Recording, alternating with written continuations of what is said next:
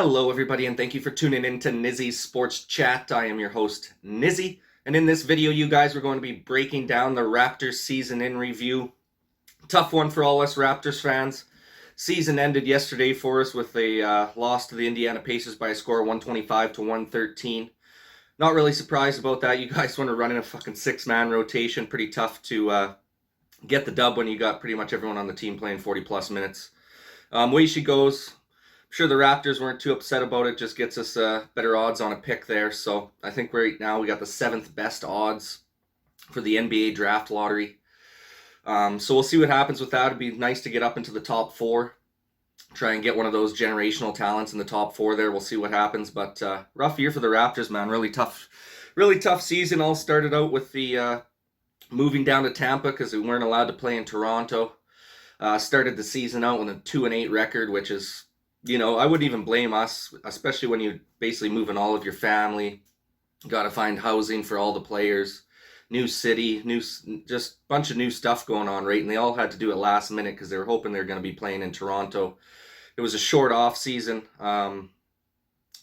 Just a really tough year for the Raptors, man. This has been one of the toughest years I think us Raptors fans have seen in a long time. Obviously, it broke our 8-year playoff streak.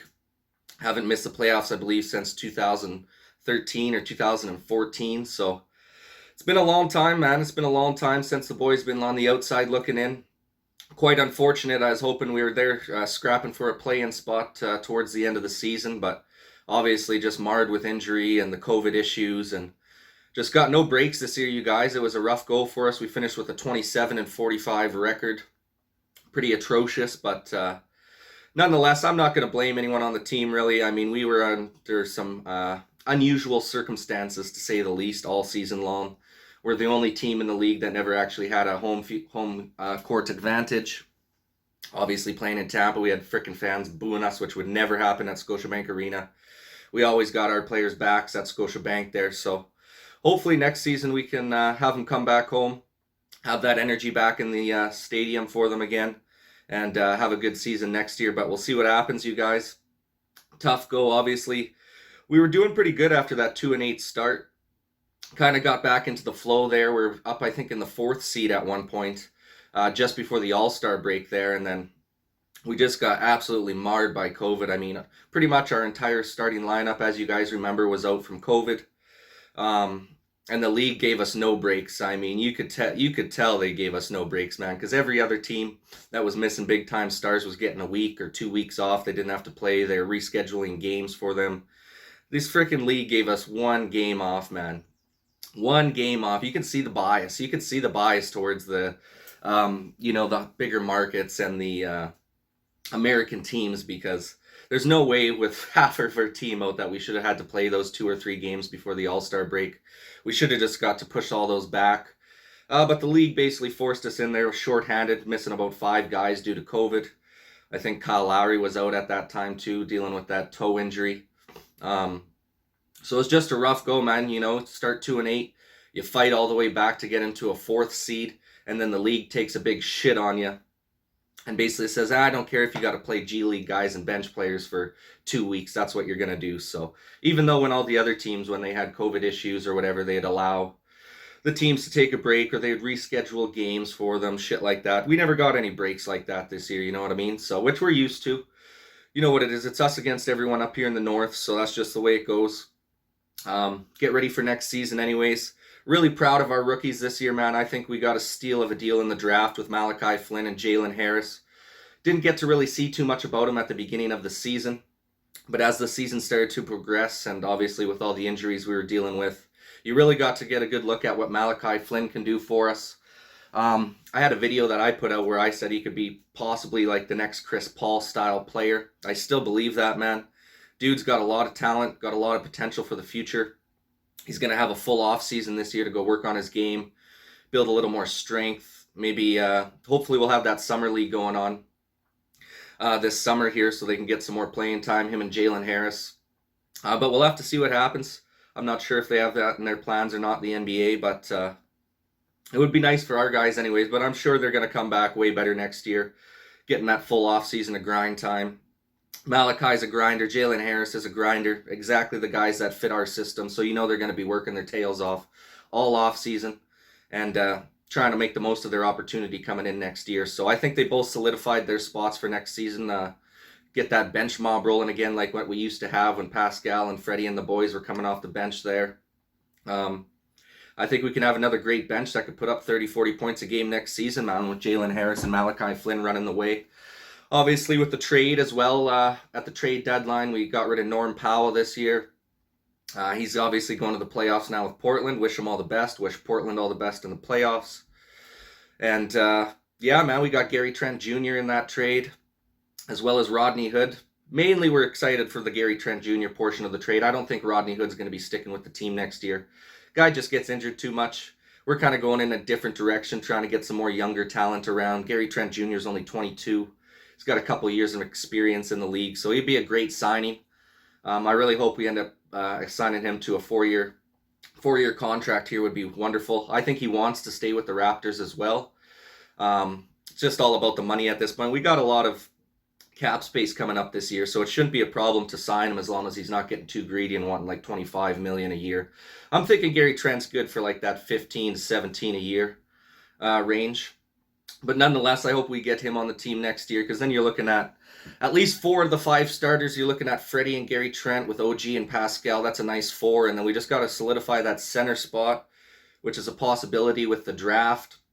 Obviously, we're sitting in, I believe, the 7th spot right now in the draft. We have the potential to bump up into the top 4 or fall into 8th. Hopefully, we go into the top 4. I believe there was a stat out there. The teams over the last 4 years that were sitting in the 7th seed all ended up getting moved up into the top 4 picks. And New Orleans actually ended up getting the first overall pick and taking Zion there. So it is possible. The numbers and the statistics are in our favor.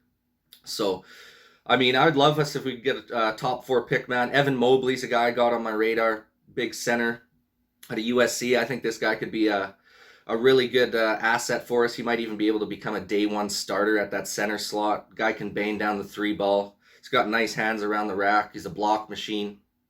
So I got my eyes on him, and then if we end up falling a little bit, I think he's going to be a top 3, top 4 pick, Evan Mobley. But if we end up sticking with that 7 or 8 spot, I could see us possibly getting Josh Giddey as well. He's like a 6'8" point guard out of Australia. The dude's basically a triple-double machine. And because he's got that size and that length, like, he is a point guard, but technically we could play him at multiple positions and rotate around where we need him, which is exactly what the Raptors like to do. So I would not be surprised if we go for that guy in the draft either. Got a lot of potential in that kid as well. I think he's young too. I think the kid's only like 18 or 19, so really young, got a lot of potential.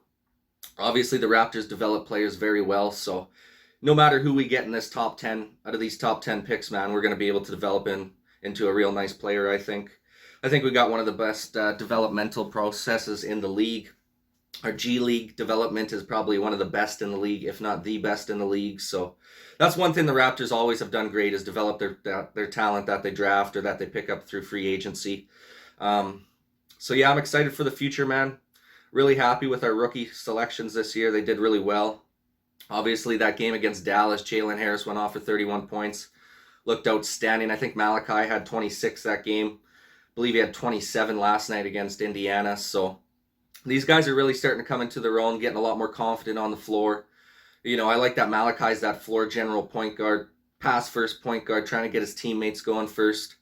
And then Jalen Harris is just that pure scoring asset that we need, you know what I mean? Like, the dude is not afraid to knock it down. He understands when it's a good opportunity for a catch and shoot. And then when he does have the ball and he wants to drive to the rack, he's a shoot first shooting guard, you know what I mean? So his main focus when he's driving to the rack is to score, which I love to see. And then obviously if he doesn't feel like he can make it, or if he's got guys coming to block him off, he knows when to make that extra pass, but he's always looking to score first, which is huge, especially when you need that scoring depth off the bench, right? Which we've kind of lacked this season. Obviously, Jalen Harris was dealing with a hip pointer injury for a lot of the second half of the season. Didn't really get to play a lot in the G League bubble as well, because we had to pull all of our guys out basically for all the COVID fucking protocol that was going on when we had basically our whole starting lineup out to COVID. So Malachi and Jalen didn't really get a lot of run time there. But they were really good in the G League bubble when they were playing too. I think they both had some couple 30-point games when they were in the G League bubble. So I think there's a bright future for these guys, man. I'm super excited to have them on the squad for the future. I have no doubt they're both going to be in the rotation next year for sure. Really like to pick up with the two big men as well, Freddie Gillespie and Kem Birch this year. Hopefully we get Kem Birch this offseason. I think he'll take a little discount contract to stay with his hometown team. Obviously he's from Montreal, but there's only one team in Canada, so the Raptors would be our hometown team up here for anyone in Canada. But I think he's going to end up staying with us most likely. Freddie Gillespie's obviously signed to a deal for next season. He was a rookie as well this year, man. I was super impressed for a guy that's undrafted. Started out in Div 3, played I think 1 or 2 seasons with Baylor. Comes in, does a little G League work with the Memphis Hustle, and then we ended up picking him up in as a free agent there towards the end of the season. He did a really nice job for us, man. Came in and did exactly what we were missing. Rebounding, blocking, getting steals. He's got really nice soft hands around the rim. Like, the guy was finishing shots that bounced 3, 4, 5 times off the rim and still drop, and that's just all from soft hands and just knowing how to lay it in right. So I like the guy, the way he works around the rim. Doesn't travel a lot either, even though when he's got those big bodies trying to push him around down there, he kind of gathers himself well and goes up for the lay-in. So I'm excited to see how he develops with a full off season as well. I think he could be pretty good in the future for us. Maybe be a double-double machine. Same with Kem Birch, man. Dude did really good. If we could just get one more center, like if we could get Evan Mobley in the draft, or if we could pick up another big-time center. I think Kelly Olynyk, he's also a Canadian. He's I believe a free agent this year. He's been outstanding with Houston, so I would love to see us pick him up again, get a couple more Canadians on the team. And he's 6'11", he's a good center. He can pass, he can shoot the three. He's pretty decent defensively. So Kelly Olynyk, I think, would be a nice pickup. I think his contract stock is going to be rising here just because his performance with Houston. He's basically almost averaging a triple-double with Houston. So he was really good. I mean, they just let him go all in. He was being able to do things that Miami wasn't letting him do. So I think Kelly Olynyk would be a really nice pickup for us as well, but we'll have to see what happens with that. Obviously, Baines didn't work out for us this year. I'd be shocked if we bring him back. I mean, that was an absolute failure. Couldn't even come close to matching any sort of production that we had from Ibaka or Marc Gasol last season. So that was rough. That's really what killed us this year, you guys, is not having the big men for most of the year. I mean, I think if we had Kem Birch and Gillespie from the start of the year, we probably would have been in the playoffs, no doubt. But it's tough. Like, Baines had a tough stretch there, man. He had a tough season. I feel for the guy because I'm sure he didn't want to play like trash, but it was not pleasant, right? So just wasn't getting her done. I think he's north of, in his 30s. He's like 34 or 35. I wouldn't even be surprised if he calls her a career in the NBA after this, or takes just like a league minimum deal next year. And then the last big news, you guys, haven't seen the guy play in a couple weeks. But Kyle Lowry, man, didn't end up trading him at the trade deadline. Possibility of a sign and trade this summer. We'll have to see what happens. But this looks like it's probably the last season for Kyle Lowry with the Raptors, man. It's been an unbelievable career for the guy with the Raptors. Got a championship with us.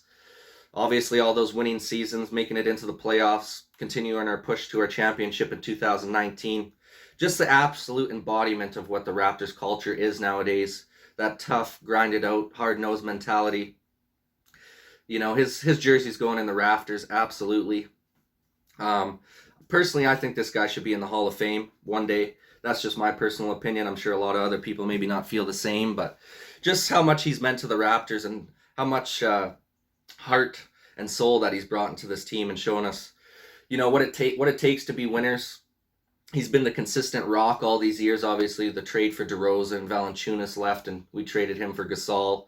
And then Gasol and Serge left, and then Norm heads out to Portland. And Kyle Lowry's just been sticking through it all here. So it's been a great run with the Raptors here. Had a phenomenal career. He'll always be a Raptor for life, no matter where he plays. And it's unfortunate he didn't get to spend most likely his last season playing for the fans in Scotiabank. But way she goes. Not much you can do about it in a tough season like it was this year for the Raptors. That's pretty well it, you guys. Now we're looking ahead to the draft. We'll see what happens here. Not too sure if I'm going to be following the NBA playoffs too much. Kind of disappointing. I was really looking forward to see if the Raptors could do something in the play-in spot, but no luck there, unfortunately, this year. I'll be cheering for some of the small market teams, I guess. The Denvers, the Portlands, Dallas. really could care less. Really don't want to see Brooklyn Nets versus Lakers or frickin' Clippers in the final. I'd love to see those guys get ousted personally. See some more small market teams. The Jazz. I'd love to see the Jazz make a nice run. Miami. I wouldn't even be upset if Miami makes it back in there. I'd love to see Giannis get a shot this year at the chip. Philly. Philly's gonna frickin' crumble in my opinion. I don't think they're gonna make the finals. They haven't proven to us that they can make it that far yet. So we'll have to see what happens, you guys. Pretty unfortunate that the Raptors aren't going to be able to make it this year, but that's life. Moving on, looking ahead to the future, I think we've got a really bright future ahead with the organization. Couple more years left, and all the superstars are going to be out of the league, and it's going to be a lot more even playing field across the entire league. It's going to be, you're going to need an entire team to win. You're not going to need a superstar or two, because once we get some of these superstars out of here, there's not really a lot of superstars like that left, right? Like once you get rid of LeBron James there, KD, Kyrie, guys like that, Steph's getting up there. Then we're going to have a new era starting, so it's going to be exciting. I think the Raptors are going to be ahead of the curve for this new era coming up in the next few years. And I think we'll be back getting a championship before you know it, guys. I give it not even probably 5 years. Within the next 5 years, I bet you we get another chip coming home to Canada. So anyways, you guys, that's it. The Raptors season, finishing 27-45 record, missing the playoffs, unfortunately. Let me know what you guys think in the comments section down below. You think we got a good future ahead of us? How do you think we fared this season with all of the hurdles we had to climb? But yeah, guys, anyways, this is Nizzy with Nizzy Sports Chat signing off, and thank you guys for watching. Peace.